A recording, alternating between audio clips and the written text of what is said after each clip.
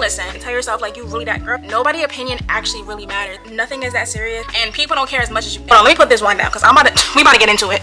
Hi you guys, welcome back to another video with me, Life with Nye. Today we have a different video. We're doing a girls talk. Yes, this one is for the girls. I asked you guys to ask me questions on my Instagram and you guys flooded the box. Like, I love y'all. Thank y'all so much. Sit back, relax, get comfortable, grab your cup of wine because we're about to get into it. Let's go. The first question is, how do you deal with insecurities? I love this question because I'm not gonna lie, when I was younger, I did have a lot of insecurities, and as I grew older, I started to realize like, yo, I'm really not, like, I don't know. But to be on a serious note, I just cut off the things that made me feel less about myself. Like, people around me that made me feel that way are no longer around me anymore. I don't surround myself with those people anymore. I'm around women that literally uplift me every single chance that they get. Like, if I send them a picture, they're gassing me. If I post a picture, they're gassing me. On a regular day, they're gassing me, and vice versa. I do that to my homegirls too. So I really think also it's the people that you surround yourself with, and also your social media too. It's very easy to compare yourself on social media, seeing things that you think that you wish that you had. You guys have to understand that you are literally made for you. Like, God didn't make you this way just because. Like, he literally made you perfect for yourself. Affirmations also definitely help. You have to look at yourself in the mirror every day. Don't skip a day and tell yourself like you really that girl, because you are that girl. You are. My biggest advice is tell yourself you that every day. Cut off the people that's making you feel less than, and surround yourself with people that uplift you, period. Next question is, what advice would you give yourself from 3 years ago? This is such a good question. Oh my god. So I'm 24 right now. 3 years ago I was 21. Oh, 21-year-old me. Do y'all know how bad I wish I could go back to 21? Like, I loved being 21. 21 was a good year. The 21 era just hits different. I don't know. But some advice that I would give my 21-year-old self: don't be scared to start. Nothing is that serious, and be true to yourself. I started my content 3 years ago. I started it at 21 years old, and I wish y'all that I stayed as consistent as I am now. Like, I really wish. I was just too afraid at first to really sit in front of a camera and keep recording because it felt weird. Like, before I started content, I was like a ghost online. Like, it was a point in time where I had 0 pictures on my page. I barely posted anything. Like, if I did post, it was just stories. And I just wish that back then that I just wasn't so afraid of just sitting in front of the camera and being perceived. Like, I really don't care anymore. Like, I do this, I record all the time. I record in stories, I record by myself. I just sit up in front of this camera and I just yap. Overall, I would just tell her to stay focused, don't worry about the things that don't serve you, and just focus on your content, focus on your work. Next question, how do you deal with overthinking or caring about what everyone else thinks? At the end of the day, nobody's opinion actually really matters. Even if it's the closest person to you, even if it's your mom, even if it's your dad. Why carry your whole life worrying about what everybody else is thinking around you? Hold on, let me put this wine down because we about to get into it. I think another reason why I held myself so back in my content is because I was overthinking. I'm like, oh my gosh, like, you know, what if they think I look this way, or what if I'm not good enough? Like, it literally does not matter. Nobody else's opinion literally does not matter. These people do not pay your bills. They don't put food on your table. They don't put clothes on your back. So why are we caring about what they think? To be honest, I still have my moments where I overthink. I feel like us as humans, we naturally just are overthinkers. But a way that I help with my overthinking, honestly, everybody has a different outlet. But I either would listen to music or sit alone in my room in the dark. It may sound depressing, but I find peace in just being in my own solitude, being in my own space, and being in the dark. Like, I like being in the dark in my room. Also, journaling. Journaling really helps, like pouring all of your thoughts onto paper, because if you think about it, you're having all of it just stuck up in your mind. It's like a tornado going on in your head. It's just jumbled up, just a whole bunch of things going at one time, and it's definitely gonna hurt you if you just keep it all built up in there. So I really feel like journaling really does help. And two, talking to people. If you hold all those feelings back, especially if it has to deal with another person, or even if it doesn't have to deal with another person, just anything, it really helps talking to another person. Living your life caring about what other people think of you is just so pointless, because these people don't do anything for you. And even if they do something for you, this is your life. Their opinion is literally so small compared to you. And regardless, with life and with people, hate, bad comments, everything, all of that is going to come naturally. It happens to everybody. You could be the sweetest, nicest person in the world. Somebody is always going to nitpick and find something about you that they do not like. You literally just have to ignore it. Like, you're not even happy with yourself, so why do I care about whatever you're thinking about? Personally, that's just how I deal with it and how I go about it. Next question is, what's an easy go-to style for the girls who want to look cute but not drop a bag? Girl, listen. Girl, listen, one thing about me, I love being a baddie on a budget, and I don't care. Like, I can't even tell y'all, I do not own too many designer brands. I really don't. A lot of my stuff in my closet is Fashion Nova, Shein, Pretty Little Thing, like literally those stores that give you discounts, to be honest. Like, I'm gonna be real with you. It's not about what you're wearing, it's how you wear it. Even if you go shopping at a thrift store or a discounted store, literally, if you know how to put it on and put it together, your tea. Easy go-to style, I would say if you want to do your hair, I feel like half up half downs are always cute, or 2 buns are always cute, or even a messy bun is always super cute. That's super tea. And I feel like something that is overly slept on is the headband look. I love throwing on a headband, especially with my hair not done. It just makes it look like you're put together, even if your hair is all messed up and looks a mess. Like, put on a little headband and put in a little product, you're gonna look cute. Like, I feel like just doing your hair in cute simple styles really does help. And also, I feel like accessorize your outfits. Accessorize your outfits. You can have on the most basic outfit. You can have on a white top, some plain jeans, some calm sneakers or sandals, and if you accessorize it up, bracelets, earrings, necklace, rings, all types of stuff, you're going to be so good. It won't even look like your outfit is basic because you just accessorized it up. Another thing I would say is baggy jeans are found everywhere. You can find some good baggy jeans at a thrift store, some good baggy jeans on Shein, some good baggy jeans on Fashion Nova. They have sizes for everyone. They're all very inclusive. So I feel like a baggy jean moment is also very cute. And like a white tee moment, like I just said, like a white tee and baggy jean combo, tea. And also, capris are definitely trending right now. Capris are so cute. Like, capris are so freaking cute. I love capris. So capris is also a cute, easy style that you can wear. I just feel like you can also go on Pinterest to find some inspo. Pinterest would definitely help you out. Pinterest be helping me out. That's how I find my style sometimes. Like, those are easy styles to go with and easy places to shop at too to find that style. Next question is, how do you find peace with being alone? So I can't even lie to y'all, I grew up fake as an only child. Not really, because I do have an older sister and an older brother, but they're like way older than me. We're 11 years apart. So my sister moved out really young, and I never lived with my brother for real.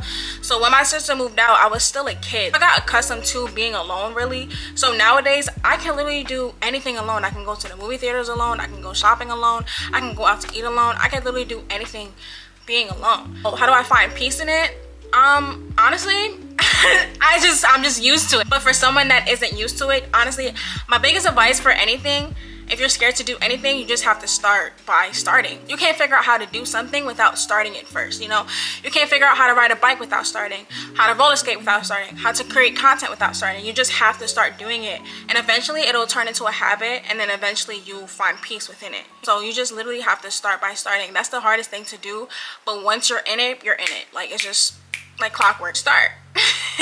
Literally just start. Just start small though. Like, if you want to go somewhere simple that you can go by yourself, like the park, you can go to a park, you can go to a nice park, walk into nature. It's a very small step to start alone, is being in nature, walking by yourself, you know, doing things alone like that.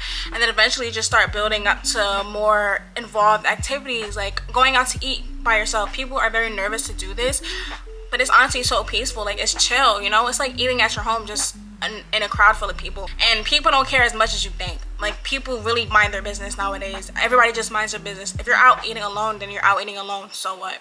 You're enjoying a meal. You're hungry. Like, so what? You know? Like, so I really just feel like to find peace with being alone, you literally just have to start. Next question is, how to get over a relationship. Boom. Boo, come to the front and come sit right here. How to get over a relationship? Hold on, let me take a little sip. Get over a relationship, first you gotta realize he was never for you.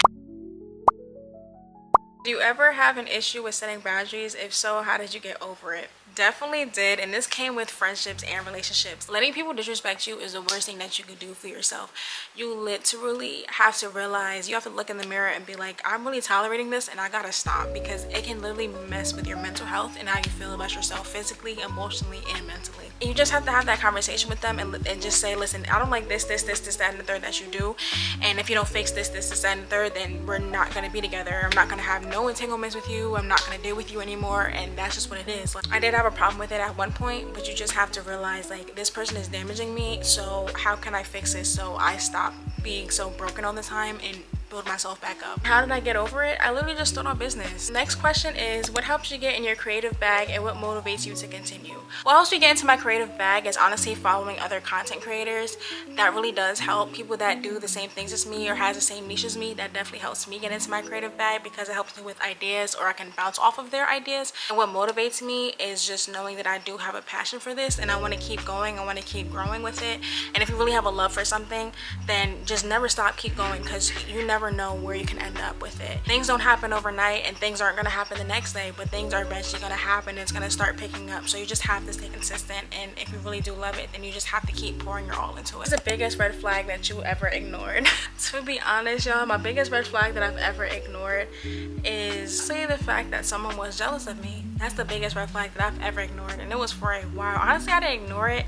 I kind of did know, but I chose to just keep ignoring it, hoping that they would change, and they never changed. So it honestly did some damage. I just decided one day that I have to stand on business, and this is not what I want in my life, so I'm not going to continue dealing with it because I do not have to. You have to realize that you don't have to deal with nothing you don't want to deal with. I said this already in the beginning of the video. This is literally your life. Like, nobody can control your life but you. I just stopped dealing with it. That's the biggest thing you can do, is literally just stand on your own 10 toes and stop dealing with something that you don't want to deal with. You got to build that love in yourself and realize that what you're going through is not something that you want to go through, and you have to fix that situation for yourself. And I'm telling you this as a blunt big sister. Don't go through nothing you don't have to go through, and stand on all 10 toes behind yourself. Question is, have you ever dealt with an insecure man, and if so, how did you handle it? Definitely did, unfortunately. And how to deal with it, don't. Like, I keep telling y'all, like, do not deal with nothing you don't have to deal with. Like, obviously, of course, I would bring it up to him at first because I didn't want to just run away and leave. Like, I did want to communicate and talk, so I can say, like, one thing you can do is communicate. But to be honest, a person isn't going to change if they don't want to change. So you would be wasting your breath, because if they're insecure, I feel like they're going to stay insecure if they don't want to change that about themselves.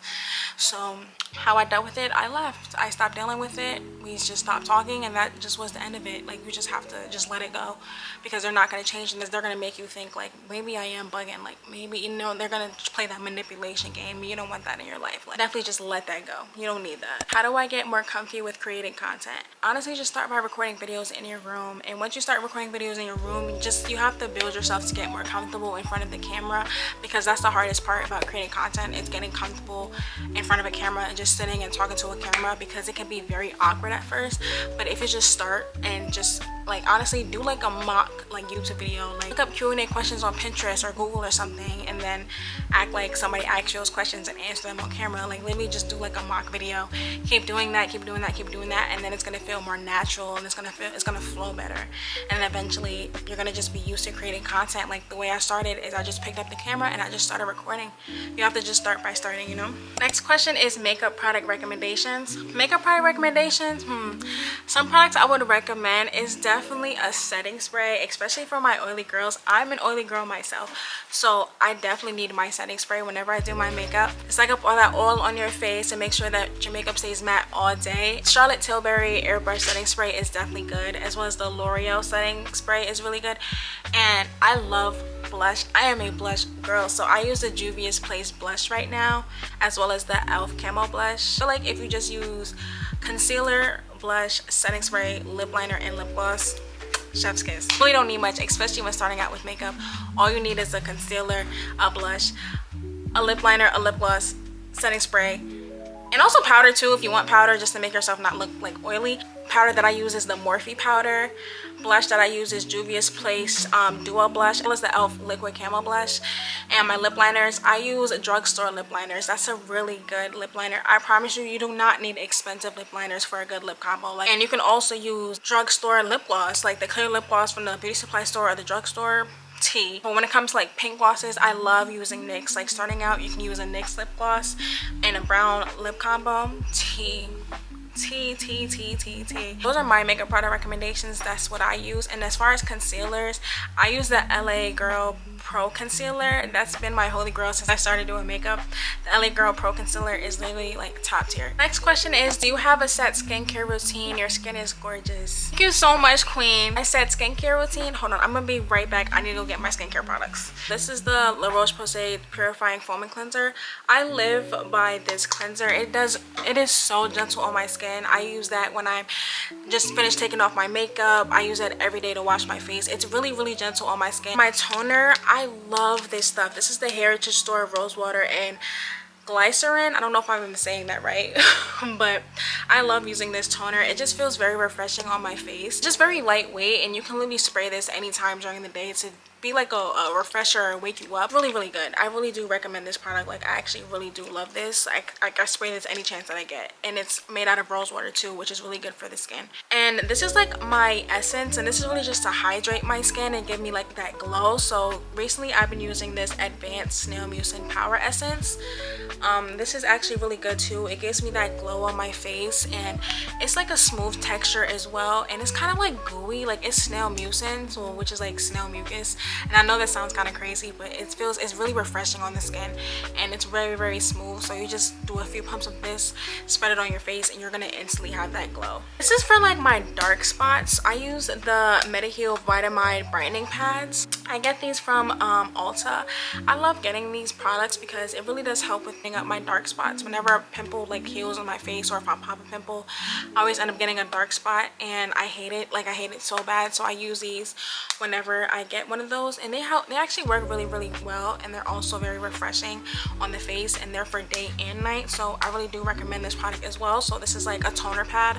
If I don't use, on the days I don't really use this, I would use this, but I use this mostly when I have like a dark spot on my face. So this I would really recommend. And as far as my moisturizer, I use my Pond's moisturizer every single day. This is like my daily moisturizer. Very lightweight on my face. Love how it makes my skin feel, and it also gives me that glow as well. So I love using my Pond's. And this is my Black Girl sunscreen.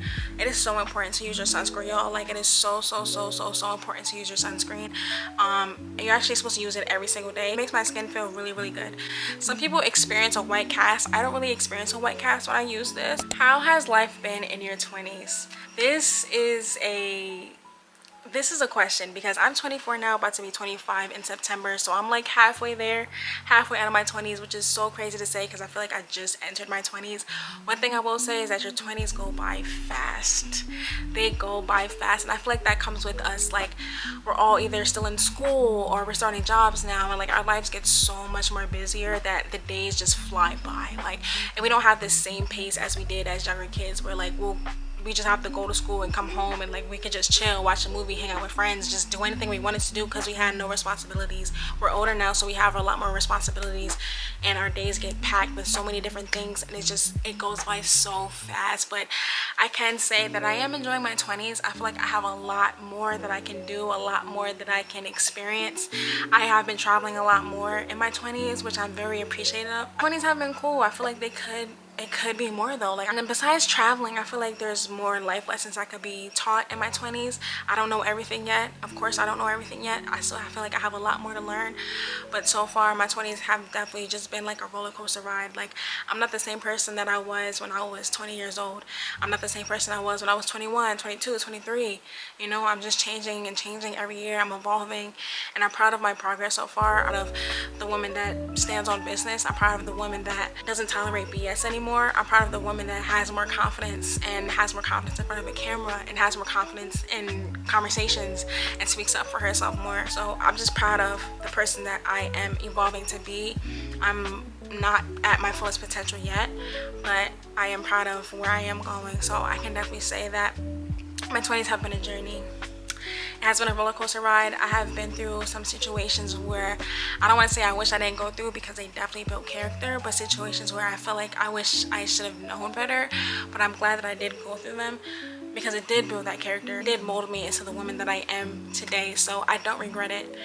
But now, me being me today, I'm not tolerating the same things, you know? So my 20s have been fun. They have been lit, I can't lie. Okay guys, so that wraps up the girl talk video. I really hope you guys enjoyed this video. This was my first sit down talking video and it was actually type fun. Like, I really did enjoy making this video. Make sure you guys like, comment, subscribe, and I'll see you guys in my next video. Thank you guys so much for tuning in with me, Life with Nye. I love y'all. See y'all soon. Bye.